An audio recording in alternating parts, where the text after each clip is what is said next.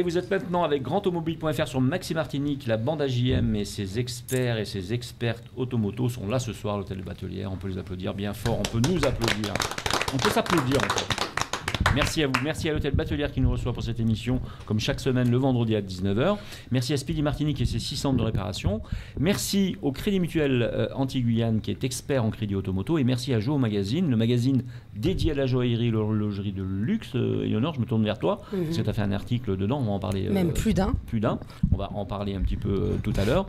Et donc on recevra d'ailleurs Sabine Wibo à la rentrée pour qu'elle nous parle un peu plus de ce magazine excellent avec d'excellents articles. On verra un petit peu plus tard. Même moi, j'ai la chance et la joie qu'il ait accepté de venir dans notre émission. C'est notre invité surprise de ce soir, Namix. On peut l'applaudir bien fort. Alors, je suis très heureux de l'avoir dans cette émission, même si on va brosser un petit peu sa carrière, voir un petit peu ce qu'il fait en ce moment. Et en plus de ça, on est à la sortie d'un album qui est plutôt récent. Un EP. Un EP, voilà, qui est récent. Bon. On va en parler dans un petit moment. Alors, dans l'émission, on reviendra donc sur le magazine Joho. On verra ce qu'a écrit Éléonore, parce qu'elle a fait des articles plutôt sympathiques. Mais il n'y a pas que toi. Il y a Clara aussi, Elmira, notre chroniqueuse préférée, qui est partie à Paris. D'accord. Et puis, il y a un petit article sur moi aussi, mais sur mes fables. Donc, moi, je n'ai pas écrit, mais on a plutôt montré un petit peu ce que je sais faire dans ce domaine-là. On recevra dans cette émission donc également des personnes intéressantes, parce qu'elles ont fait une exposition aujourd'hui au centre commercial du Rond-Point, Éléonore. Oui. Tu as même été voir, d'ailleurs. Oui, j'ai trouvé ça très intéressant. Je vais partager de la violence faite aux femmes. Voilà, un sujet passionnant. Donc on va revenir sur mon expérience sensorielle en voyant ces artistes qui ont exposé, et puis surtout en comprenant pourquoi ces personnes qui sont au nombre de 3, qu'on va découvrir tout à l'heure, se sont engagées dans cette cause. Et puis comment tous les jours elles apportent leurs aides, chacune à leur manière. Est-ce que vous êtes d'accord avec ces sujets? C'est pas mal quand même, non? Ça va aller? Très bien. Oui, bien sûr. Tout à l'heure, on finit l'émission avec Christelle Katia Chou, naturopathe. Alors, on est super content de l'avoir dans l'émission. On peut rappeler le numéro de téléphone 06 96 09 74 00. Putain, je le connais par cœur, c'est incroyable. Mais ouais, c'est magnifique. Donc, si vous voulez avoir des conseils, bien sûr, d'une naturopathe exceptionnelle en Martinique, vous pouvez le faire dans cette émission, bien sûr, mais vous pouvez le faire après, en prenant rendez-vous donc avec le cabinet. Et on parlera en plus d'un sujet intéressant, parce que ça concerne les fêtes de Noël. Oui, tout à fait. Comment bien se préparer avant les fêtes. On est tous concernés. Et elle est déjà en rouge en plus, ça annonce. En plus, elle est déjà en rouge. Le bonnet. Ah, il manque que le bonnet. Voilà. Donc, on parlera de ça, c'est ça? Oui. Comment préparer son corps en toute quiétude. Comment aborder les fêtes en toute quiétude. Donc, comment se goinfrer d'huîtres, de plein de choses, et non, c'est ça? C'est un petit peu ça, oui. C'est un petit peu ça. Et avoir une digestion à peu près correcte. Tout à fait. Ouais. Alors. Je me tourne vers Namix et ce que je voudrais présenter un petit peu, si il y a encore des personnes qui ne le connaissent pas. On peut dire, à force de travail, il est devenu l'un des artistes référents de la jeune génération aujourd'hui, passionné de musique en Martinique et ailleurs. C'est à l'âge de 12 ans que tu es encore au collège et que tu fais tes débuts et que tu crées ta notoriété finalement au sein du collège. Exactement. Voilà. Tu t'es bien renseigné. Ah, je me suis bien renseigné. Alors, donc, tu rencontres le milieu musical à cette période-là. Tu es un petit peu en freestyle. Et tu es bercé par des artistes de dancehall caribéen, de Sisla. Tu navigues un petit peu donc, à l'échelle martiniquaise, en fait, dans les inspirations diverses autour de toi. Et qu'est-ce qui se passe, en fait, après ça? J'ai été influencé, comme tu as dit, par des artistes comme Sisla, jamaïcain, que mon frère écoutait beaucoup. Comme j'étais souvent avec mon grand frère, donc c'est comme ça que j'ai aimé la musique. Et il écoutait beaucoup de Sisla, donc c'est naturellement que j'ai été influencé par lui. Et voilà, avec ma mère, qu'on allait voir les fêtes patronales, etc., au Lamantin. Il y a un artiste qui m'a beaucoup marqué sur scène, c'est L'Homme Paille. Ouais. Et voilà, j'aimais beaucoup l'énergie qu'il dégageait sur la scène.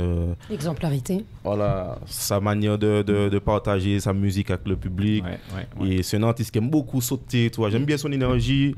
Et voilà, j'ai pris exemple sur lui aussi. Et voilà, aujourd'hui, on fait le rapprochement quand je suis sur scène avec Paille parce que je dégage la même chose, Ouais. J'aime beaucoup le lien que je partage avec mon public.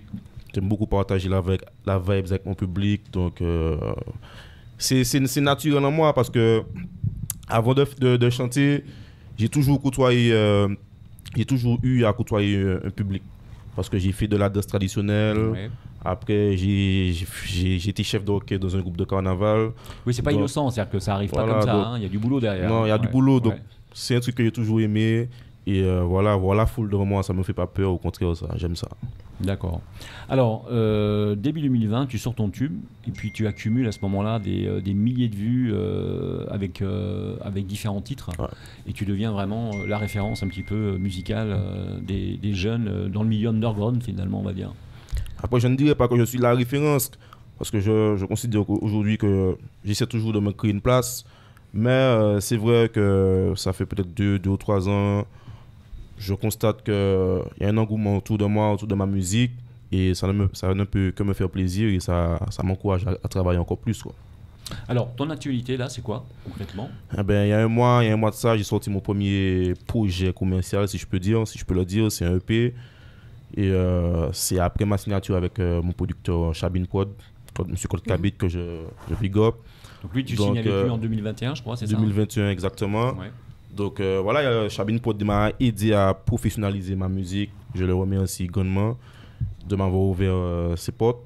Donc Chabin Prod, c'est mon producteur. Voilà, et c'est donc Caliente, c'est ça, derrière ? Voilà, c'était le premier single. Boom Boom Remix.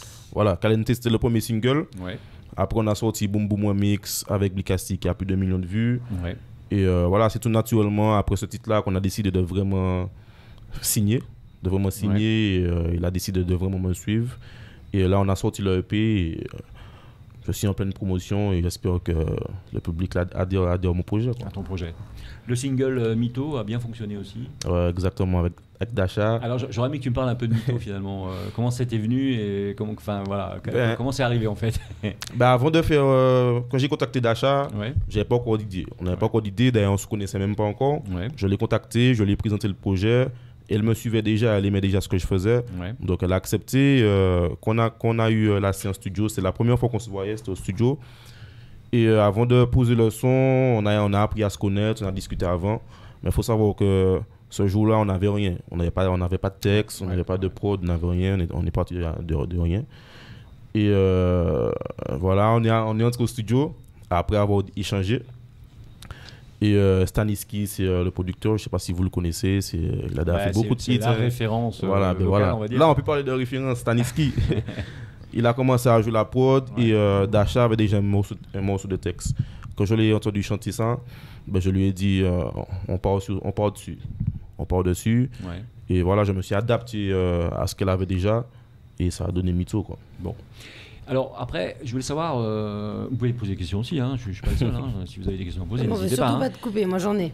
Tu en as ? Oui, alors vas-y, pose ta question. Dans le processus artistique, il y a quelque chose que tu préfères où chaque étape pour toi est vraiment un plaisir ? Que ça soit de l'écriture à la composition, à aller trouver d'autres artistes ou la scène, tout simplement. Il y a quelque chose qui te tient particulièrement à cœur et qui te fait vibrer ?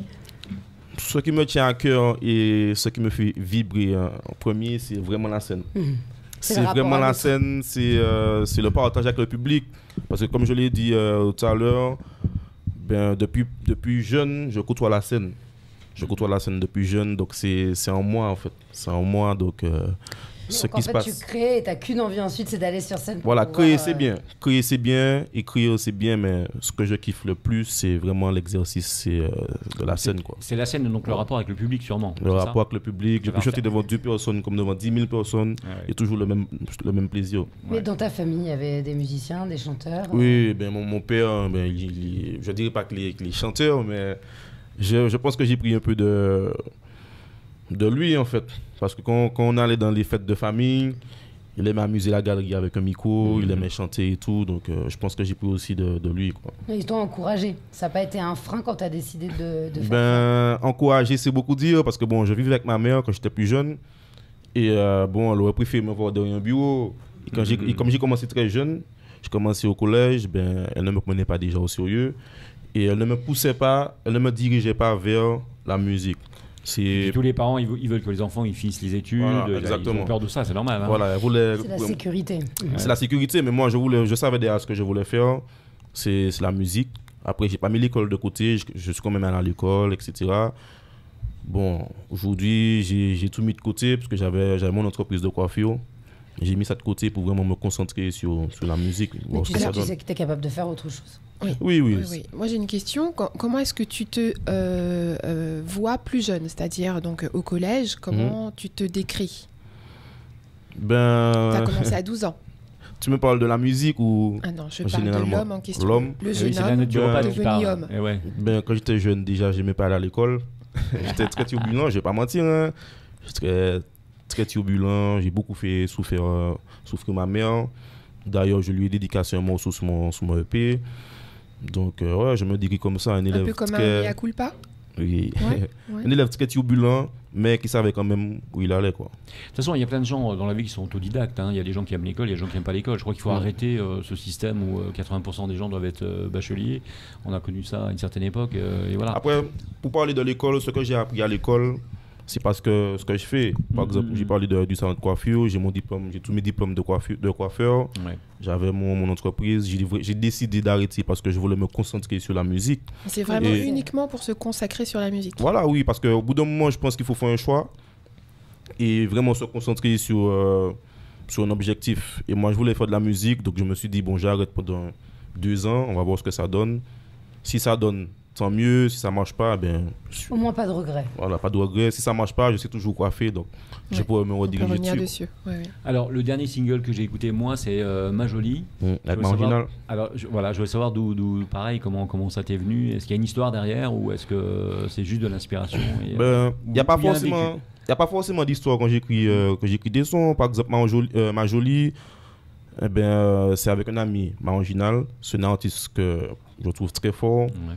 Quand il écrit là, ses textes, c'est vraiment Landou. Voilà. Donc je voulais faire un son avec lui parce que je l'ai invité, c'est un artiste de là-bas. Je l'ai invité en avril parce que j'ai fait mon birthday, un mix birthday. Donc il est venu et on a profité pour faire le morceau. Qu'on est allé au studio, un peu comme Dacha, on n'avait rien. On n'avait vraiment rien, on n'avait pas de texte, on n'avait pas de prod. Et c'est aussi Staniski qui a créé la production. Et voilà, pendant qu'il jouait au piano, j'étais là avec Marginal et puis on a commencé à fredonner des notes. Et puis ça a donné Ma Jolie. C'est parti. Voilà. Alors, on va faire une petite pause musicale si tu es d'accord. On fait une pause dans la musique plutôt. Et je voulais te dire que, tu as vu, on est dans une émission automoto. Bien sûr. Et je voulais savoir quel était ton rapport à la voiture ou à la moto ou les deux. Dans ta vie, quelle place ça peut avoir? J'aime bien la voiture. Ouais. J'aime bien les belles voitures, les grosses voitures. On peut savoir la voiture roule ou pas, ou c'est interdit? Oui, il n'y a pas de souci, mais de toute façon, on me voit tous les jours. Oui, donc, je roule une X3, une BMW. D'accord. Donc j'aime bien les voitures. Et là, je commence à m'intéresser à la moto. Là. Sérieusement. Tu as le permis? Non, j'ai pas le permis, mais Mais tu conduis déjà. Je conduis déjà. Non, mais je sais que c'est pas bien, mais je vais le passer. Il va le passer, voilà. Je vais le passer parce que je m'intéresse. Si tu vas en avoir une, tu vas le passer. Ouais, mais je pense que je vais avoir la moto avant. Enfin, je vais quand même passer. Le permis. En plus, ça se passe assez bien maintenant. Je veux dire, les plateaux sont assez simples. Il n'y a plus trop de soucis à faire. Mais je commence sérieusement à m'intéresser à la moto. Bon, ok. Et ton rapport à la BMW, alors, c'était un choix vraiment? Le X3, c'était un choix véritablement? C'était Alors, avant la X3, j'avais une série 3 BMW. J'ai déjà passé beaucoup de voitures. Ouais. Et grandissant, j'ai voulu avoir une SUV. D'accord. Parce que je me dis qu'en Martinique, il vaut mieux avoir des 4x4, des trucs comme ça. Parce qu'il y a les routes, etc. Donc j'ai voulu avoir une SUV. Donc je me suis dirigé vers la X3. D'accord, oui, non, mais ça peut se comprendre. De toute façon, en Martinique, par définition, le SUV, ça reste quand même un véhicule, même s'il est décrit en métropole, qui reste encore utile. Et voilà. Tu apprécies les belles voitures, c'est ce que tu dis, et le sport automobile en lui-même, c'est quelque chose que tu suis? Oui, je suis ça, je suis le sport, la Formule 1. Je suis beaucoup la Formule 1. Et la Formule 1. Je suis beaucoup la Formule 1. Alors, on revient un petit peu à la musique, si vous êtes d'accord. Alors, est-ce que ça t'arrive aussi d'avoir des sessions d'écriture? Est-ce que tu passes des moments soit seul, soit accompagné pour aller chercher l'inspiration et puis écrire tes textes? Ou c'est toujours comme ça, un peu à la wild, où tu te dis, bon, allez, on va en studio, on essaye et on bosse et on voit ce qui se passe? Franchement, ça dépend de mon humeur. Hein. Ouais. Ça dépend de mon humeur. Des fois, je peux rester un mois sans aller en studio. Et comme je peux rester, par exemple, cette semaine-là, je suis allé au studio avant-hier, j'ai posé 5 sons en 2 jours. Donc ça dépend vraiment de mon état d'esprit et de mon humeur. Ton inspiration. Voilà. Mais sinon, quand je suis au studio, par exemple, je ne choisis pas forcément des thèmes. C'est quand qu'on écoute la production, la prod, que ça vient et après on développe.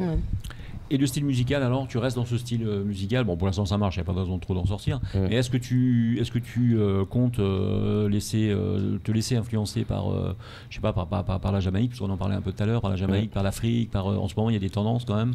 Est-ce que tu es dans ce style-là? Est-ce que tu réfléchis à ça ou pas? Oui, je réfléchis beaucoup à ça, parce que quand tu fais de la musique, moi, je fais de la musique avec un grand M. Ouais. Je fais de la musique. Donc, je n'ai pas peur d'exploiter des styles où je ne suis pas forcément à l'aise. Alors, moi j'ai une question. Est-ce que tu pourrais éventuellement t'orienter? Est-ce que tu te réfères encore au zouk? Puisque tu es un des jeunes précurseurs de la musique antillaise. Est-ce que tu te réfères encore au zouk? Et qu'est-ce que tu penses du zouk maintenant?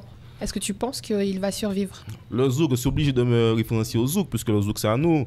Quand on parle de Majouli, il y a des notes zouk dessus. Par exemple, le son Dash, ça c'est du zouk. Donc voilà, je suis obligé de garder mon identité quand même si je veux développer ma musique en métropole ou ailleurs, mais je vais toujours garder les bases. Voilà, les bases de chez nous, quoi. Le zouk c'est à nous, donc il faut prendre soin du zouk, quoi. Alors, est-ce que Dynamique, est-ce que c'est un homme à message? Puisque tu as toute une clientèle derrière toi. Enfin, une clientèle, on va pas appeler ça une clientèle, c'est pas très joli. Hein. T'as un public, des fans. Voilà, merci Léonore. Tu as des fans relativement importants sur la Martinique qui sont jeunes. Oui. Est-ce que tu as conscience que tu as une influence sur eux, justement? Bien sûr. Quand tu es artiste, il faut savoir qu'il y a tout type de génération qui t'écoute. Ma mère m'écoute, les collègues de ma mère m'écoutent, les plus jeunes m'écoutent aussi. Donc, je fais attention à ce que je dis. Et quand tu es artiste, tu es un porteur de message. Sur mon EP, j'ai fait un son avec Sahel, ça s'appelle Système Babylone, où on parle des difficultés de la vie, des difficultés qu'on peut rencontrer, les difficultés des jeunes. Donc oui, moi je fais quand même attention à ce que je propose. Et voilà, je pense qu'il faut que je continue vers cette lancée, quoi. Oui, et puis tu as envie d'assumer aussi ce que tu fais. Pas avoir à te questionner en disant bon, ok, là j'ai fait une sortie de route. Tu crois pleinement en ce que tu fais. Exact. Après, bon, faut savoir que, comme je l'ai dit, je fais tout style de musique. Bon, j'ai déjà pu faire des musiques qui ne sont pas appropriées aux enfants aussi. Mais la plupart de mes musiques, sont des musiques à message. Ouais, elles sont vraies. En tout cas, tu penses au moment où tu le fais, ça correspond à quelque chose. Voilà, exactement. Est-ce que ta signature avec Chabine Prod t'a amené une vraie professionnalisation dans ton activité? Oui, Chabine Prod a vraiment professionnalisé ma musique. Parce que bon, aujourd'hui, j'ai l'opportunité de tout arrêter et de vraiment me concentrer sur mon activité, c'est-à-dire la musique. C'est un peu grâce à lui, c'est un peu lui qui me conseille, qui me donne une direction artistique. Donc voilà, je le remercie grandement. Et oui, pour répondre à ta question, oui, il a professionnalisé ma musique.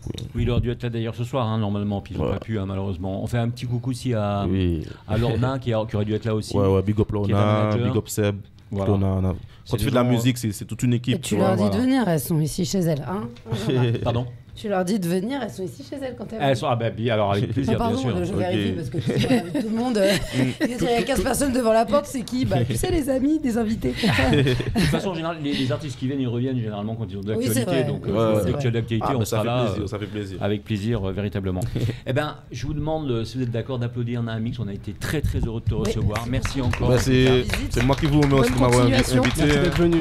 Merci. Et à la prochaine sortie, tu es là avec Lorna. Ok, cette fois on va venir avec toute l'équipe. Avec toute l'équipe. Ah, mais là, on met l'ambiance. Et on met un petit... Mais là, j'ai bien aimé l'ambiance, hein, c'était sympa. Bon, bah ça, non, mais festive, là, on va monter d'un degré, là. Là, on était d'accord. Un petit feu de bois, là. La prochaine fois, c'est le grand feu. J'ai hâte de voir le grand feu, alors. T'inquiète. Merci encore. En tout cas, on fait une petite pause publicitaire. On applaudit encore Naamix. Merci à vous. Merci d'être venu.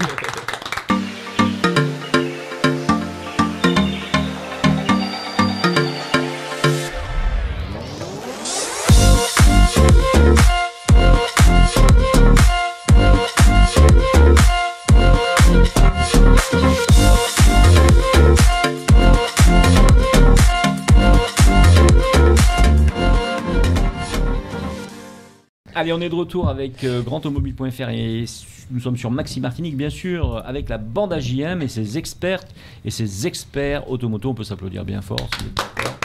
Merci, bah oui. Merci à l'hôtel Batelière qui nous reçoit pour cette émission chaque semaine, les vendredis à 19h. Ils mettent le paquet, hein. Vous avez vu, on a un beau studio. Franchement, Batelière, merci. Merci à Speedy Martinique et ses 6 centres de réparation. Donc, heureusement qu'ils sont là, hein, parce que donc Éléonore va chez Speedy toutes les semaines. Et voilà, donc ça, c'est cool. Non, hein, peut-être pas toutes les semaines, mais là, on frôle l'indécence. On frôle l'indécence oui, environ en ce qui concerne les problèmes de ma voiture. Et d'ailleurs, Speedy m'a rendu un grand service il n'y a pas si longtemps. D'ailleurs, Speedy t'a félicité parce que grâce à eux, Éléonore a sa carte de fidélité. Et oui, la nouvelle carte de fidélité de Speedy. Voilà, tout à fait. Donc à la fin de l'année prochaine, c'est-à-dire en 2023, elle va pouvoir se racheter une voiture. C'est génial. Merci au Crédit Mutuel Anti-Guyane. On en parle très peu, mais le Crédit Mutuel Anti-Guyane, je vais y arriver, est un expert, lui, en crédit automoto. Donc si un jour vous avez des besoins, n'hésitez pas. Et surtout, bien sûr aussi, merci à Joe Magazine, le magazine donc dédié à la joaillerie, l'horlogerie de luxe en Martinique et aux Antilles, et même en Guyane. On y reviendra tout à l'heure dans le dernier tiers de l'émission, parce que donc on a fait quelques articles dedans, surtout Léonore en particulier, Clara et Mira aussi, d'autres, et un magazine qui devient de plus en plus terroir, j'ai envie de dire, vraiment très beau en plus, avec de belles images. Territorialisé. Mais en attendant, il fallait qu'on parle de quelque chose de très intéressant qui s'est produit au centre commercial du Rond-Point. C'est une expographie qu'on a appelée d'ailleurs sur l'affiche itinérante de sensibilisation à la violence conjugale. Et Dieu sait que c'est un sujet qui est important, on le voit d'ailleurs en métropole. Comme en Martinique, on a quelques soucis en ce moment avec la violence conjugale. Donc j'ai bien aimé aussi Mo et Mo, donc bon, Mo M-O-T-S et Mo M-A-U-X de femmes. Donc c'est au premier étage du centre commercial. C'est le dernier jour malheureusement aujourd'hui, puisque nous sommes vendredi. Oui, les dates c'était du 25 novembre au 2 décembre 2022. Voilà. Et ce choix du lancement du 25 novembre n'a pas été fait pour rien, puisque ça correspond à la journée internationale de lutte des violences faites contre les femmes. Aux femmes, voilà. Alors on devait recevoir aussi, alors on va voir, alors dis-nous quels sont tes invités déjà peut-être. Alors ce soir j'ai l'honneur de recevoir non pas 1 ni 2 mais 3, et en plus hommes et femmes. C'est quelle incroyable. Chance. 3 invités. Oui, de l'ADAVIM France Victimes 972. Alors pour ceux qui ne connaissent pas l'ADAVIM, c'est l'association d'aide aux victimes et de médiation pénale de Martinique. Alors ce qui est intéressant, avec vous 3 qui êtes en face de moi, je vais vous présenter par vos noms et par vos fonctions, c'est que vous êtes complémentaires et que vous êtes vraiment le reflet de ce qui peut être fait au sein de votre structure. Alors nous recevons aujourd'hui Sarah Eren qui est élève avocat stagiaire. Bonsoir. Bonsoir. Ça va? Oui, très bien. Pas trop stressée? Non, pas du tout. Bon, très bien. Elle a l'air d'avoir l'habitude, c'est la génération. C'est ça, oui. Puis l'éloquence, il vaut mieux être un petit peu affûté à l'exercice quand on s'estime. Et ben voilà, on a trouvé. Voilà, la future chroniqueuse qu'on cherche depuis des années et des années. Voilà, pour 2023. Voilà. Très bien, j'accepte. Bon.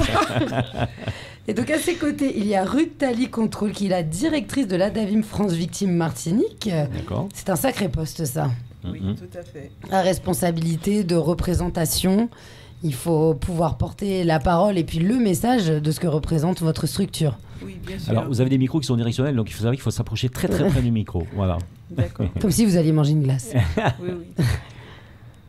Oui, je vous disais, vous avez un sacré poste en étant directrice et non pas présidente. Voilà. Alors, je suis la présidente fondatrice de cette association puisque je l'ai créée et 2 ans après, je suis devenue directrice de cette association et qui a une mission importante puisque nous portons la politique publique d'aide aux victimes sur le territoire martiniquais. D'accord. Alors, on va y revenir. Je finis la présentation du 3e larron, et je le mets bien au masculin, puisque c'est un homme. Bonsoir, Fred Tali, vous êtes assistant socio-judiciaire à ADAVIM France. Bonsoir. Alors, en 2 mots, en quoi ça consiste ? Eh bien, j'accueille et je mets en place avec les victimes un accompagnement social. Voilà. Et ensuite, si c'est nécessaire, je les oriente vers les structures qui pourront les accueillir, c'est-à-dire... donc ça peut être la CAF, ça peut être les CCAS et puis les autres partenaires sociaux. Alors dans sa définition, l'ADAVIM, on parle de victime. Là, on a pu se confronter au thème de l'exposition qui, elle, est située sur les violences conjugales. Vous avez même commencé en disant que ce n'est pas forcément votre premier paramètre de sensibilisation. Vous êtes beaucoup plus large finalement dans le quotidien, dans l'aide aux victimes. Oui, tout à fait. Je disais que nous portons du moins la politique publique d'aide aux victimes, c'est-à-dire que Dans chaque département, vous retrouvez un service d'aide aux victimes du réseau France Victimes. Alors, pourquoi Adavim et France Victimes 972, Martinique? C'est pour qu'il y ait un peu plus de cohésion au niveau national, qu'on sache que les associations d'aide aux victimes agréées par le ministère de la Justice sont du réseau France Victimes pour qu'il n'y ait pas de confusion. Voilà. Et à ce titre, donc nous recevons toute personne victime d'infractions pénales, mais pas seulement, également les victimes d'accidents de la circulation, des victimes d'attentats. En ce moment, il y a encore le procès de 2015 pour les attentats de Paris. Donc notre association France Victimes de Paris accompagne encore ces victimes. Plus près de nous, nous chargeons également de tout ce qui est catastrophe naturelle. Donc Irma également, nous avons constitué des dossiers d'indemnisation notamment avec ces victimes. Voilà, c'est notre quotidien en fait, pas seulement les victimes d'infractions pénales, même si c'est la majorité des victimes que l'on reçoit, mais nous accueillons toute personne qui s'estime victime, notamment d'une infraction pénale. Alors, à travers cette expérience, là je m'adresse vraiment à tous les trois pour avoir votre retour sur l'exposition qui est menée au Rond-Point. Comment ça résonne en vous, ces violences conjugales? Est-ce que vous voyez ça dans votre travail régulièrement? Est-ce que c'est aussi une thématique personnelle qui peut vous toucher? Comment vous avez reçu cette opportunité? Je m'adresse à Fred. En premier. Alors, par rapport à le regard, par rapport à l'expographie qui est actuellement au Rond-Point, moi, ce que je perçois, c'est chez le public que l'on reçoit est diversifié, c'est-à-dire au niveau tant de l'âge que hommes et femmes que nous avons reçus actuellement. Et on a un très bon retour concernant le public, c'est-à-dire qu'ils sont la plupart soit choqués, mais en tout cas sensibilisés face à ces violences qui sont faites dans notre territoire et pas seulement dans notre territoire. Voilà. Et mon regard perso, c'est que ça fait partie de l'accompagnement. Moi, j'ai pas de problème par rapport à ça. Ça fait partie de votre métier. Voilà. Donc, alors justement, je pourrais poser une question. Est-ce qu'on peut faire un état des lieux de la violence conjugale en Martinique, par exemple, pour que les auditeurs comprennent bien de quoi on parle? Est-ce qu'on a des chiffres? Est-ce qu'on a une possibilité d'expliquer un petit peu quel est le degré de la problématique, on va dire? Alors, moi, je voudrais bien parler de notre territoire, mais quand même faire le parallèle avec la France, si vous permettez, comme ça, ça permettra de bien... Alors, les chiffres dont nous disposons de 2021, donc, qui sont du ministère de l'Intérieur, en France, une femme sur 1000 est victime de violences conjugales.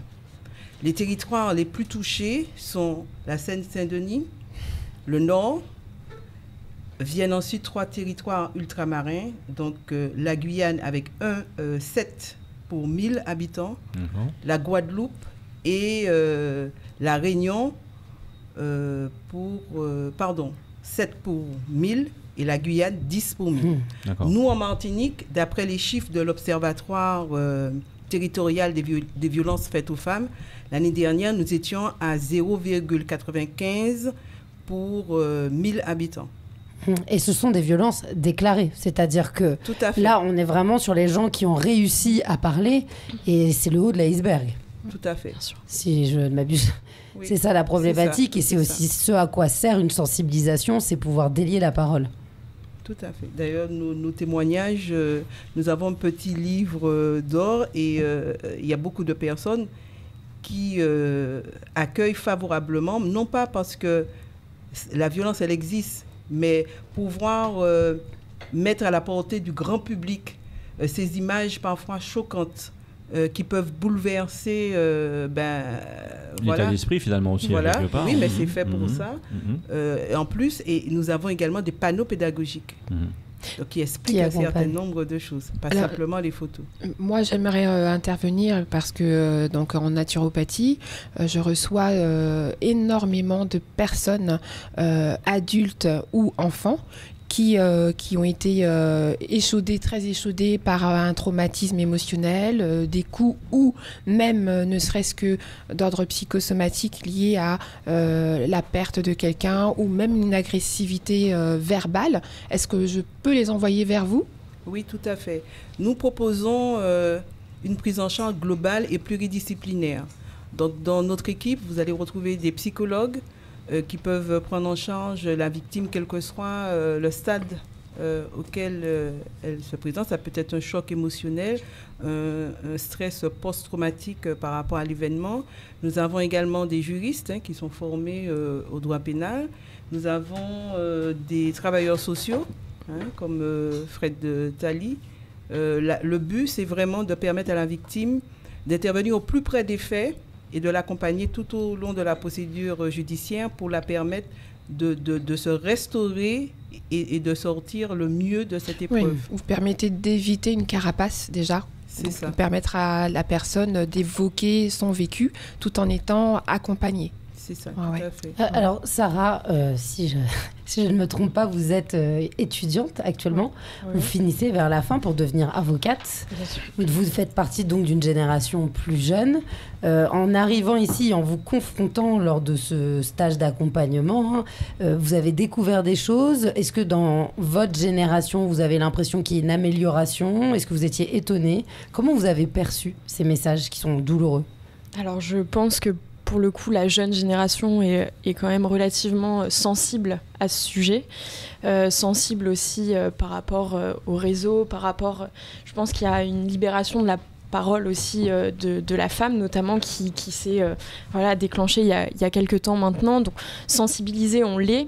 Après, bien évidemment qu'il y a encore beaucoup de choses à faire et justement, c'est peut-être aux jeunes générations de faire en sorte que ce genre de phénomène n'existe plus. Mais pour autant, en arrivant ici, pour avoir été davantage en cabinet d'avocat, là, j'étais de l'autre côté. Donc, c'est aussi ce qui était très intéressant de pouvoir justement voir l'aspect de la victime qui, finalement, vient à nous, se présente à nous, qui a déjà eu ce courage de déposer plainte, de faire ce pas, éventuellement judiciaire. Donc, c'est vrai que on sent évidemment que c'est quelque chose de très compliqué pour la victime. Il y a souvent beaucoup de honte. Donc c'est vrai que c'est aussi à nous, jeunes générations, de sensibiliser, de casser aussi les codes qui peuvent parfois être encore très ancrés sur certains territoires. Et moi, c'est un peu ce que je remarque aussi parfois ici et parfois aussi en métropole, où finalement, on sent que la figure de l'homme reste celle de l'homme dirige et on le sent encore patriarcale en fait, une société patriarcale et dominatrice patriarcale. Exactement, et on sent de machisme de toute façon, faut le dire dans la société. C'est ça, mais bien sûr, et on sent que la victime qui se livre à nous, elle est encore dans ce processus. Et comme vous l'évoquiez à juste titre, d'ailleurs les violences psychologiques, on en a parlé tout à l'heure, elles sont encore je pense bien délaissées, et ça il faut aussi intégrer sans que les personnes forcément Bon, après il faut dire aussi que ça existe dans les deux sens, il y a aussi des violences faites par les femmes aux hommes, si c'est sans doute peut-être un peu moins important. C'est pas oui, mais je sais pas si on a des chiffres d'ailleurs à ce sujet. En fait nous sur l'année dernière nous avons reçu 1326 personnes. Sur les 1326, il y avait 900 femmes. Oui. Pas seulement victimes de violences conjugales, victimes de violences peut-être psychologiques, d'infractions de manière très large. Et parmi elles, il y avait 600 femmes victimes de violences conjugales ou intrafamiliales. Exactement. Donc ça montre bien que c'est une proportion énorme. Toute forme de violence. Mais nous accueillons également des hommes qui sont victimes de violences conjugales dans le service. Alors pour se remettre sur l'exposition, là, ce sont plusieurs photographies qui sont mises, qui ont fait... c'est une exposition itinérante. Nationale, donc qui est arrivée. Le message a pu être diffusé de manière homogène un peu partout, avec des populations qui peuvent réagir. Ça dépend vraiment de la culture. Est-ce que vous avez été surpris, des fois, par le retour du public ? Fred, par exemple. Le retour du public, la plupart, en grosse majorité, ils ont été... on approche. La plupart, donc en majorité, ils ont été plus choqués. Vraiment, c'est les mots qui sont aussi laissés dans notre cahier. dans notre livre d'or. Donc choqués, beaucoup d'émotions.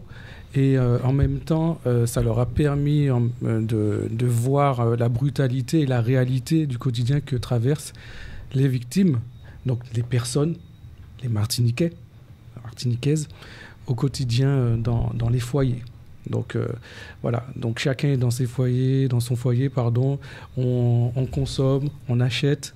Donc là, le fait d'être dans un centre commercial, ça permet aussi de remettre un petit peu au centre la réalité de personnes qui souffrent et qui peut-être n'ont pas les moyens de communiquer, de dire leur souffrance et d'émettre un signal pour être aidé, quoi. Et alors, je voulais quand même revenir sur certaines des photographies que moi j'ai eu la chance de voir pour ceux qui ne les ont pas vues. Ce qui m'a marqué, c'est vraiment cette ambiance angoissante qu'elles peuvent créer. Et puis, c'est mis en perspective par des scènes qui ont l'air joyeuses. Donc, il y a la présence de l'eau de noyade en fait. On les voit sur la vidéo. On pourra les voir. Les liens qui enferment, parce que c'est des liens psychologiques. Et aussi, ça peut être des liens par la violence, parce qu'on en parlait. C'est la brutalité des choses qui se voient, mais aussi qui ne se voient pas. Et puis un truc très intéressant, et ça on pourra finir l'interview là-dessus, c'est le fameux schéma que vous avez mis psychologique de l'enfermement, de ce qu'on peut accepter et à partir de quand on peut dire là je ne peux plus. Le violentomètre. Voilà. Le violentomètre. En fait, l'exposition est partie de deux personnes d'horizons totalement opposés, un travailleur social et un responsable de projet. Ce sont des parents qui ont décidé justement de vulgariser cette violence dont on a honte, dont personne ne parle. De la rendre publique finalement, quelque part, c'est ça. C'est ça, c'est ça. Et en fait, le chiffre de l'année dernière, parce que cette exposition a été inaugurée l'année dernière à Paris, d'ailleurs sous le haut patronage du président de la République, 7 femmes, il y a eu 7 féminicides en France. Ouais. En 2021. Notre territoire a été épargné, mais c'est quand même un constat qui reste... Oui, qui est terrible, de toute façon, on le sait, on a bien compris. Alors justement, Éléonore, si tu es d'accord, je voulais quand même poser aussi 2-3 questions. Là, on a des auditrices qui nous écoutent, qui sont sans doute atteintes par la violence conjugale. Il faut de la force, il faut du courage, il faut se rendre dans les services de police ou de gendarmerie pour porter plainte. Mais est-ce que là, l'accueil, il est vraiment à la hauteur de ce que doit recevoir une victime dans ce cadre-là? Je me pose la question, ici comme ailleurs, d'ailleurs. Il y a un certain nombre, c'est-à-dire qu'il y a le CHU, il y a la Croix-Rouge, il y a des associations comme la vôtre, et puis je pense que tu vises plutôt pour les forces de l'ordre, non? Voilà. C'est par rapport à ce préjugé. Je voulais savoir si les gens, est-ce que les gens sont formés véritablement pour recevoir justement Voilà, c'est la question que se posent les auditeurs et les auditrices, sûrement. Oui. Alors oui, il y a quelques années, on pouvait dire qu'effectivement... on pouvait réagir en disant oui, mais c'est une petite gifle ou des choses comme ça. Aujourd'hui, non. Ils sont formés. D'ailleurs, je participe le 5 décembre à leur formation et il y aura un dispositif, un volet sur justement la violence faite aux femmes, les dispositifs qui existent sur les territoires. Donc les enquêteurs, les polices, gendarmeries, ils sont vraiment formés dans leur cursus. Ça devient obligatoire. En tout cas sur le territoire. Alors, une dernière question, Jimmy, rapidement. Et justement, dans cet engouement-là, qu'est-ce qu'ils en pensent eux-mêmes, les représentants des forces de l'ordre? Parce qu'il y a quelques mois, on a entendu malheureusement ce fait tragique de cette femme qui a été tuée par son mari, qui était lui-même, il me semble, qui faisait déjà partie des forces de l'ordre. Cette femme qui avait à plusieurs reprises, durant une certaine période, alerté les forces de l'ordre et elle n'avait pas reçu l'oreille attentive qu'elle aurait dû avoir normalement. Donc aujourd'hui, au niveau local, qu'est-ce qu'en pensent justement ces représentants des forces de l'ordre lorsque vous les accompagnez dans ces formations et qu'en fin de compte, on leur explique que ce sont les premiers à entendre ce type de tragédie-là Alors, qu'est-ce qu'ils en pensent? Moi, je ne pourrais pas répondre à leur place, mais ce que je sais, c'est qu'il y a la politique pénale du parquet de Fort-de-France a mis en place des outils pour réagir très rapidement. Toute personne victime de violences conjugales fait l'objet d'une évaluation personnalisée que nous assurons, d'ailleurs, travailleurs sociaux, juristes, qui permet de faire des préconisations au parquet sur des mesures de protection de cette victime. Alors, toutes les victimes doivent passer par cette évaluation aujourd'hui. Alors, on arrive malheureusement au terme de ces 20 minutes. Bon, je suis désolé, je pense qu'il faudra vous réinviter peut-être dans une émission, ça serait bien. C'est bien dommage, Oui, c'est bien dommage. Mais on est obligé de s'arrêter de toute façon parce qu'il faut le faire. Moi, je dis simplement une petite chose, c'est que la Haute Autorité de la Santé, avec l'appui de l'assurance maladie, a lancé donc un nouvel outil d'aide au repérage, parce que je crois que le problème, il est là. Et ils mettent au centre de ce repérage le médecin généraliste à qui on donne des outils pour pouvoir donc justement prévenir les autorités quand ils rencontrent effectivement ce type de problème, une femme donc qui peut se confier donc au médecin avec des formations. Donc je suppose que vous allez suivre ça parce que c'est tout neuf, c'est tout récent. Ça, c'est l'AFP, ça vient de tomber, donc c'est tout neuf. Donc ça, c'est une autre chose aussi, parce que je pense que les vecteurs de sensibilisation, c'est bien, tout ce qu'on fait en sensibilisation, c'est extraordinaire, mais il faut que ceux qui peuvent alerter puissent le faire aussi véritablement. Avec des outils. Et parfois, c'est souvent les voisins, les voisines qui peuvent alerter la police. Et je vous laisse dire le dernier mot, allez-y. Super. Alors, en fait, je dis super pourquoi ? Parce qu'en fait, on a, en rapport avec ce que vous dites, et pour conclure, on a justement, France Victime a développé ce qu'on appelle une plateforme en ligne qui permet aux victimes de sortir des violences. Donc ça s'appelle Mémo de vie, donc il faut taper mémodevie.org. Alors on le mettra sur la vidéo, vous inquiétez pas. Mémodevie.org, ou sinon, nous on a sur nos plaquettes un scan, et ça permet justement aux personnes victimes discrètement d'avoir son propre compte et d'avoir 4 fonctionnalités: un journal, contact avec des professionnels, un cloud pour pouvoir stocker ces documents perso, et aussi les audios et les vidéos en rapport avec l'affaire. Donc, et puis j'oublie peut-être, il y a aussi la ressource bibliographique avec des ressources juridiques et sociales. Donc tout ça, ça permet à la personne de se reconstruire par la suite, puisque après, de préparer... la dématérialisation peut servir des causes comme celle-ci. Notamment aux enquêteurs et aux magistrats. Alors, toutes ces informations, celles qui sont utiles, importantes et tout, ne vous inquiétez pas, elles défilent en ce moment sur la vidéo. On vous remercie vraiment d'être venus. On peut peut-être redonner les noms de ces personnes, tu seras gentil. Alors, je remercie Sarah Arendt, Ruth Tali Control et Fred Tali. Merci à vous trois. On vous applaudit bien fort. Bravo pour l'exposition. Et cette super sensibilisation, on en a besoin sur notre île. Merci encore. On fait une petite pause publicitaire. On se retrouve dans un moment.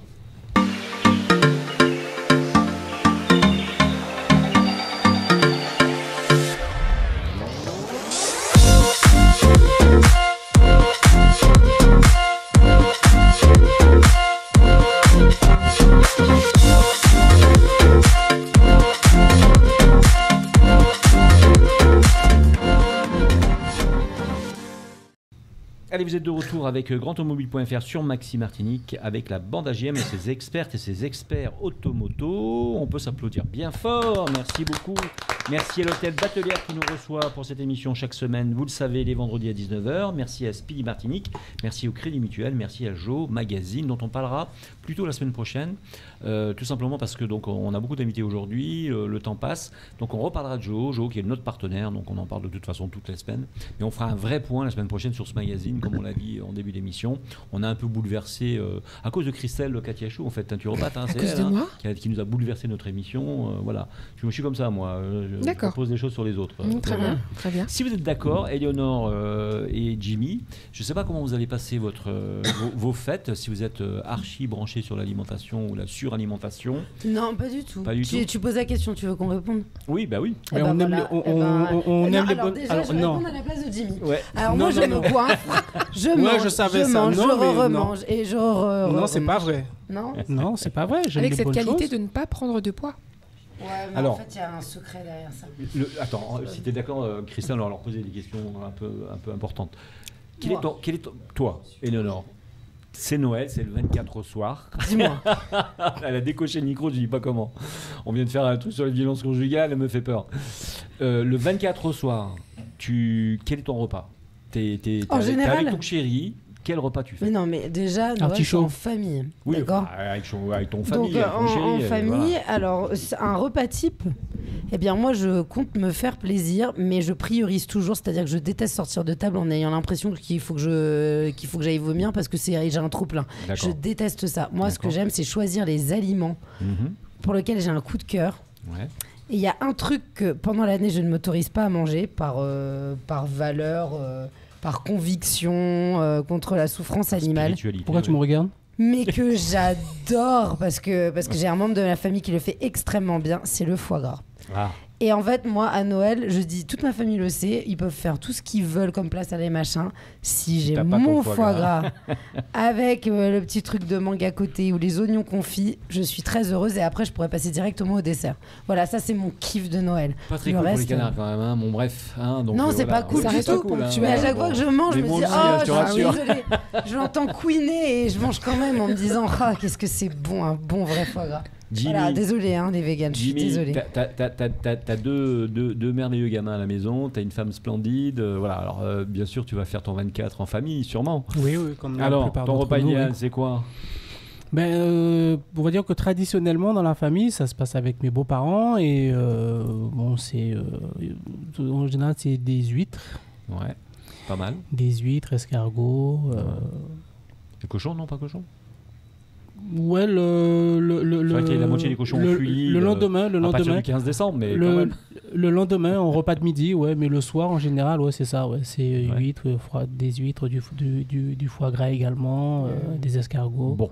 Alors, après la question, je me tourne vers Christelle, bien sûr. Alors après, on va dire que le foyer moyen... Non, mais attends, et toi? Pardon. Et moi, moi, non, je suis assez classique, je suis un peu comme vous. Le choc à pic, et puis... Ouais, voilà, un verre de cacao. Un verre de lait. Et au lit, à 19h30. Tu vas nous inviter cette année? Cette année, je vous invite. Oula. Non, moi je suis assez traditionnel aussi. Je suis un peu comme toi, le foie gras, parce que je le fais déjà, et j'aime ça. Et puis après, moi tu fais toi-même? Je suis assez chapon farci. Tu le fais toi-même oui, je fais mon foie gras, moi. Oui. À chaque année, je fais mon foie gras. Ça, c'est radical. Et donc, tu en as là pour la période là, tu en auras? Ah ben bien sûr, je fais mon foie gras. Je veux bien en goûter, moi. Tu m'en donnes un peu? Aux animaux. Il n'y a aucun souci. C'est facile à faire, en fait. Enfin, pour moi, c'est facile à faire. Et je le fais avec plaisir à chaque fois. Mais je suis chapon, moi. Je suis chapon farci. Pareil, chapon, un vrai chapon fermier, tu vois. Le chapon, c'est ce fameux poulet qu'on a castré pour qu'il prenne un peu de gras et il devient jaune. Il est très très bon.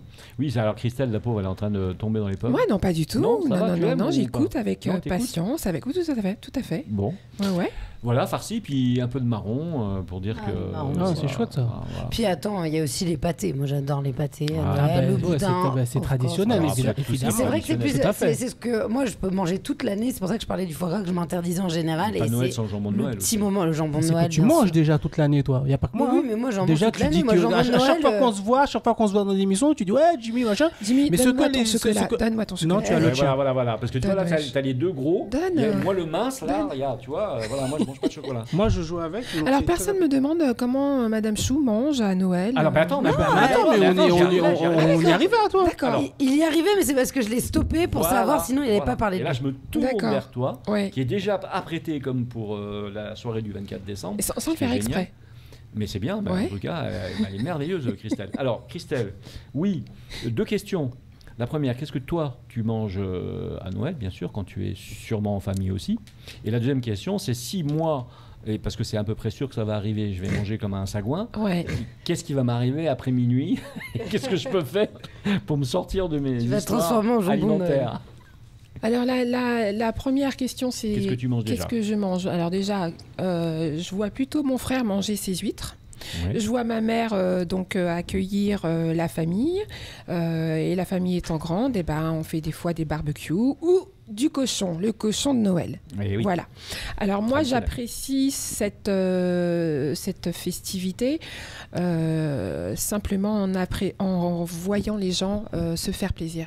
Voilà, parce que moi je suis pas très cochon, je suis pas très huître non plus. Après une bonne glace, effectivement. Et c'est le dessert, ça, la glace. Du foie gras, effectivement en dégustation, voilà, du qualitatif qui reste ponctuel, du moment qu'on apprécie ce qu'on met en bouche. Voilà, c'est ça le plus important, pour moi. Ouais. Je me reconnais tout à fait dans ce que tu dis.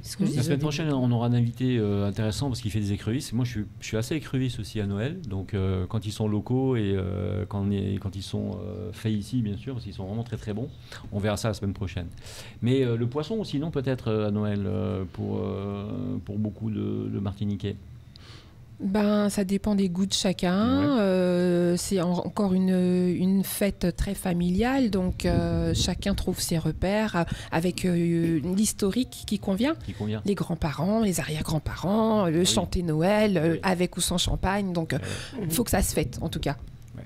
Est-ce qu'aux Antilles, il y a un repas traditionnel, vraiment traditionnel? Est-ce qu'il y a quelque chose qui sort, bien sûr, du lot? J'ai ma petite idée, mais je pose la question. Est-ce qu'il y a un repas qui serait vraiment traditionnel? Le pois d'Angole? Pois d'Angole, cochon. Durant la fête de fin d'année, c'est pois d'Angole, cochon.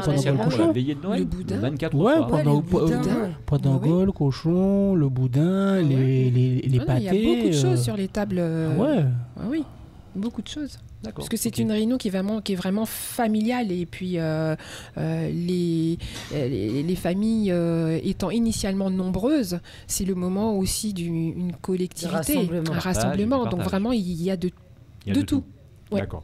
Alors, maintenant, soyons honnêtes avec nous-mêmes. Moi, ça va, je vais m'en sortir parce que je ne vais pas manger autant que ça, mais Éléonore va se goinfrer, Jimmy va se goinfrer. Non, c'est pas vrai. Ils vont être malades. Franchement, Christelle, tu te rends compte, Christelle, tu vois ça? Ouais, moi quelle réputation qu'on me fait, dis donc. Christelle, alors franchement, on part dans le trip où effectivement on a trop mangé, on a fait des excès parce que c'était bon, parce que... Alors, trop manger, on a fait des excès. Avant ça, déjà, beaucoup de personnes viennent me voir en consultation et annoncent, Madame Chou, comment je fais, je stresse. Alors déjà, il faut savoir que tous, en fin d'année, nous stressons parce qu'il y a une remise en question, une mise à jour de toute l'année passée. Donc, psychologiquement et d'instinct, le corps va remettre toute une action de réflexion pour savoir comment notre année s'est passée et anticiper celle de l'année suivante qui arrive. Donc, il y a vraiment une forme de stress et de fatigue cérébrale chez tout le monde. Donc, déjà, faut pas s'inquiéter de ça. Et les fêtes sont là pour répondre aux besoins, c'est-à-dire s'amuser et profiter du moment présent. Donc, il n'y a réellement aucune formule pour aborder les fêtes, si ce n'est individuel. Comme tu disais tout à l'heure, c'est très bien d'avancer le qualitatif. C'est le moment de profiter des aliments que l'on aime, sans bien sûr se goinfrer. Voilà. Donc, il y a un début, une fin. Après, il faut savoir être à l'écoute de son corps et surtout valoriser l'activité sportive. C'est pas le moment de se remettre à faire du sport. Mais une personne qui n'est pas en activité sportive aura plus de facilité à s'engraisser, si je peux me permettre, que de ralentir ce surpoids et cette surcharge pondérale. Donc, les personnes qui veulent perdre du poids ou qui ont une hygiène de vie qu'elles respectent, c'est surtout de s'amuser, mais de mettre en bouche et de favoriser le moment présent et la dégustation. Bon, alors ça c'est bien, c'est la théorie, d'accord, bon, je comprends, il y a des gens qui vont le faire, mais il y a des gens qui n'y arriveront pas. Moi par exemple, je vais manger, je le sais, je fais des efforts. Est-ce que tu fais du sport ? Un petit peu, mais pas suffisamment. Grand sportif. Un petit peu, ça veut dire de quoi ? Plus en plus. Un petit peu, ça je croise veut dire... Éléonore tous les matins à 7h30. On court ensemble. Moi, je suis en voiture, elle est à pied en courant. Donc, c'est déjà un sport, je trouve. Ouais. Il fait du sport par procuration, en fait. Non, mais sérieusement, est-ce que... Parce que je sais que tu as peut-être des astuces si malheureusement on a fait l'excès. Est-ce que les huiles essentielles, est-ce que les produits permettent de s'apaiser un peu ? Il y a tellement de formules que donc la formule, encore une fois, reste personnalisée en fonction des causes, en fonction des effets, en fonction de ce qu'on a mangé, en fonction de la sensibilité, voilà aussi. Donc, vous avez la phytothérapie, l'aromathérapie, par exemple. Moi, je conseille régulièrement de se promener avec une petite boîte de chrome. Les personnes qui ont des pulsions sucrées, elles vont se reconnaître. Il y en a énormément. Pourquoi tu me regardes ? Au sucre, l'addiction au sucre. Tu me regardes, Christelle ? Non, tu as cru que je te regardais. Voilà, c'est vrai, là, il a une pure interprétation. Il a cru. Ça, c'est le chocolat, c'est pour ça. Ça le fait délirer. Très généreux. Oui, mais attends. Et c'est quoi du chrome ? Alors le chrome donc c'est un actif, un minéral qui va réguler les envies sucrées et donc c'est un minéral, c'est une pierre. Non. Donc c'est une capsule végétale avec donc un apport en chrome.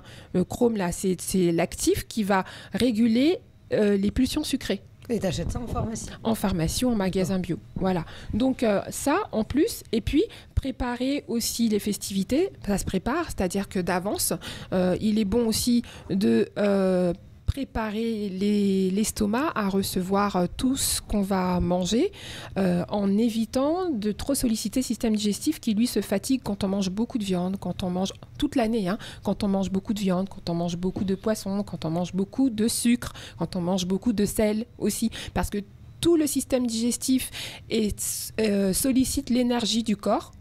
Et quand on arrive dans les fêtes, on en profite, mais après, des crises démontoires comme des vomissements, des nausées, parce que donc il y a un trop-plein. Voilà, donc il faut savoir reculer pour mieux sauter. Mais ça, c'est pas dû à tout ce qu'on a déjà... tout ce avec quoi on s'est déjà alimenté durant l'année. Ah, tu ne peux pas savoir. C'est surtout durant ces jours de fête où, effectivement, il pourrait y avoir un excès, qu'à ce moment-là, il y a l'organisme quand il y a un trop-plein, excès, sans doute. C'est comme l'alcool ou c'est comme le sucre, donc il y a des effets secondaires. Donc, pour éviter ça, il est conseillé pas de jeûner, mais de manger des aliments anti-inflammatoires ou des aliments qui ne soient pas acidifiants pour préparer le corps un petit peu à l'excès. Alors, c'est quoi ces aliments qui seraient donc qui prépareraient des fruits, des crudités, donc par exemple la mandarine, l'ananas le matin, c'est préparer simplement le corps à recevoir plus qu'il ne devrait. Donc du coup, c'est un petit peu compensatoire. On se fait plaisir émotionnellement et en même temps, le corps ne dit pas stop parce que on s'est préparé à recevoir les aliments qui peuvent être hyper polluants, hyper toxiques, comme on retrouve dans les repas festifs. En vrai, c'est aussi le rôle de la famille et de ceux qui accueillent d'encadrer le repas, parce que j'ai remarqué des fois quand vous êtes invité dans un lieu, et moi j'ai appris à poser mes limites, mais ça peut être mal perçu quand on dit non mais en fait là j'ai assez, mais il faut pas. Oui. Mais c'est très, au niveau social c'est extrêmement difficile. C'est comme dire non, je ne bois pas d'alcool. Les gens vous font comprendre mais qu'est-ce qui se passe, c'est au régime, il y a toujours un truc qui fait que des fois on cède parce que c'est pour faire plaisir. Laissez les gens tranquilles, s'il vous plaît. C'est-à-dire que quelqu'un qui a envie de manger qu'une entrée et qu'un dessert, ou qui a envie de manger que du fromage et une entrée, laissez-le faire. Moi, c'est pour ça que je suis une très grande partisane, à titre personnel, des buffets. Ouais. Moi, je trouve ça génial parce qu'il y a un côté, on se lève, on se repose, donc ça casse le truc, ça permet de ne pas rester assis, et puis surtout, ça permet la liberté de se servir autant de fois que l'on veut pour Jimmy, ou de réguler. Pourquoi moi à chaque fois mais parce que je te charrie, t'aimes bien me charrier. Voilà. Ou de le faire avec parcimonie, comme toi tu le ferais. Et je trouve que c'est une manière intelligente, sauf que sans que les autres surveillent. Parce que quand on est au service à table comme ça, c'est tout de suite, t'as mangé la moitié. Et non, on ne doit pas pousser à la surconsommation. C'est ça. Après, il y a des personnes. Il y a des personnes qui vont manger 2-3 fois la dinde. Oui. Et qui ne veulent pas autre chose. Voilà, oui. Exactement. Et qui n'auront aucun effet secondaire, aucune indigestion. Donc ça dépend de chacun, encore une fois. Non, mais sauf que le service à table, on impose aux gens de manger les mêmes quantités et les mêmes plats. Et ça, quand on est en face avec la famille, la grand-mère, etc., des fois, ce sont des générations qui ont du mal à accepter que quelqu'un dise non par rapport à la nourriture, parce que on sait bien le lien à la nourriture. C'est ça. C'est convivial. C'est convivial. On le prend mal. Oui, mais c'est que dans la convivialité, effectivement, c'est que dans la convivialité, ça impose parfois de prendre en quantité parfois déraisonnable. Ou de boire de l'alcool alors qu'on n'aime pas le champagne. Moi, ça m'est déjà arrivé, je déteste le champagne. C'est pour ça que la première formule à mettre en place, c'est vraiment la dégustation. Quand on savoure un chocolat, d'accord, on prend son temps pour le mastiquer, on apprécie le moment présent.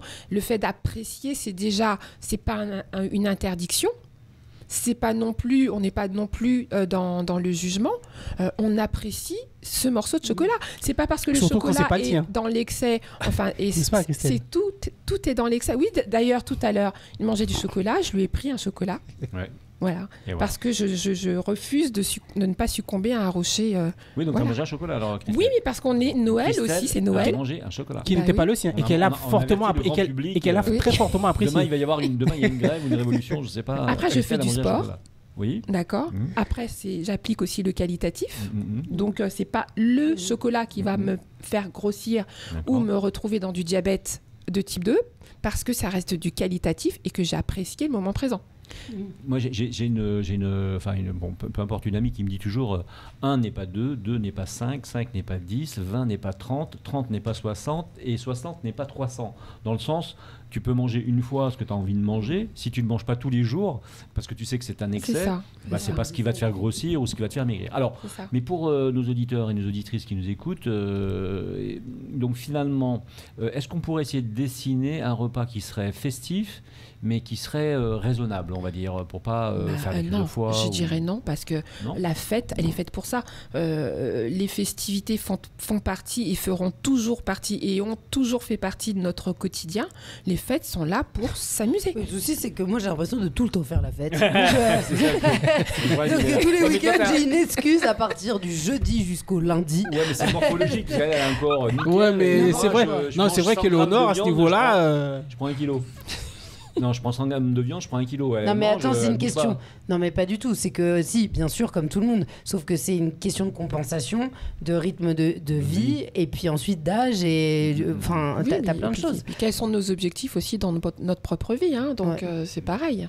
Bon, ça veut dire qu'on ne fait pas de différence entre celui qui va manger son foie gras, son chapon farci avec des marrons, et celui qui va manger 3 huîtres avec des écrevisses locaux. Bah après, c'est bon pour la santé. Après, comme dans tout, ce sera la quantité. Après, comme dans tout, ce sera la quantité qui fera si oui ou non cette soirée sera belle ou pas. Alors par exemple, donc nous avons la monodiète. La monodiète, c'est utiliser un aliment autant de fois qu'on le veut.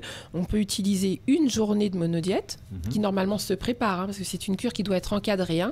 Donc évitons de manger la viande qui se digère très difficilement, entre 4 et 6 heures, pour manger des aliments anti-inflammatoires comme les crudités, comme une bonne salade de concombre avec un petit peu de morue, voilà, donc en accompagnement, les fruits derrière, juste une journée pour mieux recevoir les aliments qui doivent être digérés et qui seront mieux digérés en anticipant.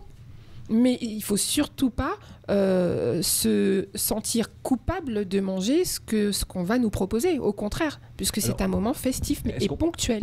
Est-ce qu'on peut avoir une huile essentielle dans le sac Oui, l'huile essentielle de géranium. De géranium. Oui, alors pourquoi le géranium alors ? Le géranium parce qu'il va réguler les envies sucrées, encore une fois, et puis le taux de glycémie aide à réguler le taux de glycémie dans le sang. Voilà. Vous m'offrez ça pour Noël. Ça permet de décélérer les pulsions sucrées. D'ailleurs, on l'utilise très souvent pour les personnes qui sont addictes au sucre. Je vous propose d'applaudir Christelle Katia Chaud. Merci beaucoup d'être venue pour nous expliquer ça, nous préparer aux fêtes de Noël. Et j'espère que donc, ça nous servira et ça va nous servir sûrement. Alors vous étiez donc avec grandautomobile.fr et Maxime Martinique pour cette émission La Bande AJM et ses experts et ses expertes automoto. C'est l'avant-dernière avant les vacances, parce qu'après on va prendre un peu de congé. Vous partez un petit peu cette année ou vous restez en Martinique Moi je reste ici, moi. Et moi exceptionnellement je reste ici. Exceptionnellement tu restes ici, donc Noël ici. Je vais ailleurs. En Normandie, en Bretagne. Voilà, mais là je serai en Martinique. En Martinique, d'accord. Donc 24 et 31 en Martinique. Jimmy ? Moi je reste ici. 24, 31 aussi. Christelle ? Moi aussi. Ouais, en Martinique. Oui. D'accord. Oui. Et toi ? Et moi je pars. Ce coup-là, je vais dans le Jura. Je vais faire un peu je vais aller à la neige, on va dire, au froid glacial. Jura, c'est terrible. Vous savez qu'il y a 3 ans en arrière, je suis arrivé dans le Jura. Vous savez qu'il y a le lac de Vouglan dans le Jura qui est magnifique. Non, mais on peut en parler à la prochaine émission. Ah d'accord, on en parle à la prochaine émission. D'accord, ouais. Bon, on en parle à la prochaine émission parce qu'il y a la technique qui nous dit ça suffit, il y a la pub. D'accord. Alors, on remercie le Crédit Mutuel Antilles-Guyane de nous avoir autant soutenu toute cette année et encore l'année prochaine. Merci à Jo Magazine qui nous soutient en permanence. Merci à l'Hôtel Batelière qui nous reçoit. Merci à Speedy Martinique et ses 6 centres de réparation en Martinique. Merci donc aux personnes de l'exposition, s'il te plaît. Tu peux nous rappeler leur nom qui ont fait l'exposition sur...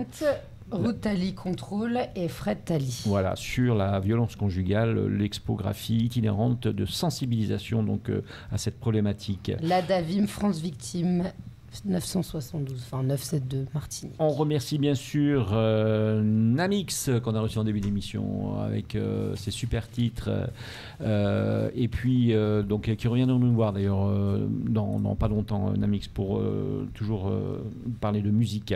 Merci à Eleanor Tedos qu'on peut applaudir bien fort. Merci à Jimmy Thomer.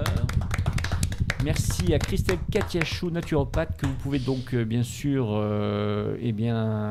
consulter. Vous avez vu qu'elle a des conseils précieux. Et donc elle a un cabinet qui s'appelle Naturella. Il vous suffit de téléphoner au 06 96 09 74 00. Ça s'affiche aussi sur la vidéo. Elle a une charmante secrétaire. Son prénom de la secrétaire, Nadine. Bonsoir Nadine. Bisous Nadine. Nadine qui est charmante, hyper agréable au téléphone. Vraiment, c'est très agréable. On peut parler la semaine prochaine. La semaine prochaine. Oui. Non mais Nadine, je l'appelle tous les jours pour prendre un rendez-vous. Non mais là on est parti pour... Merci pour elle. Au revoir. Au revoir. Dernière chose s'il vous plaît. On vous rappelle que sur RMC ce week-end vous avez tout le sport. Rappelez-vous que dès lundi vous retrouvez donc Apolline de Malherbe. Il va faire la météo pour tous les prochains jours. Vas-y. Vous avez rendez-vous avec Apolline de Malherbe pour la matinale dès lundi matin et vous avez rendez-vous avec le Moscato Show juste après Apolline de Malherbe, bien sûr. Merci encore à tous les téléspectateurs, aux auditeurs. À la semaine prochaine. Merci à vous. Bye bye.